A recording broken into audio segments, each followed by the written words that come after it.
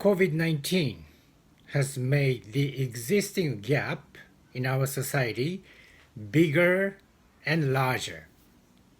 For instance, deaf persons who speak sign language in Japan and in other places have difficulties in getting information even before this pandemic. I'm afraid this is also the same for China.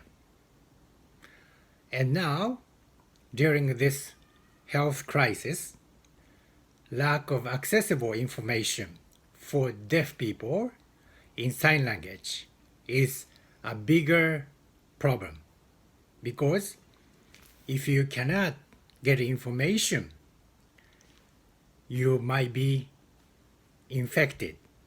And even when you are infected, you don't know how to ask for your help.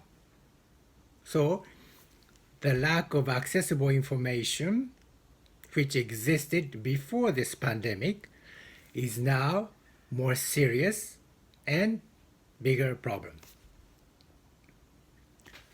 But on the other hand, just like the webinar which took place on Saturday on the rights protection of vulnerable groups in pandemic, organized by Wuhan University Institute for Human Rights Studies,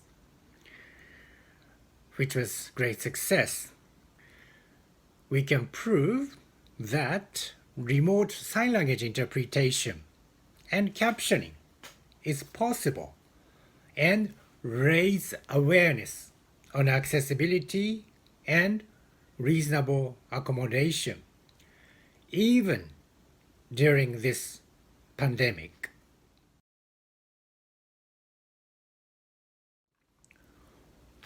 One obvious and clear characteristics of ageism is to give older people low priority, including the access to healthcare, just because of their age, older age. It is very unfortunate and also very sad that in some European countries, so many older people have been infected by COVID-19 and died in nursing homes. Now we must ask ourselves if it is a good idea and the right thing to place older people in nursing homes. The United Nations is now considering if a new convention on the rights of persons older people is necessary or not. And now so many older people have died in nursing homes. This sad reality will most likely give a momentum for this new convention on the rights of older persons. And also, if we measure people by their productivity, say if we think older people are not as productive as younger people, we are discriminating older persons based on their age.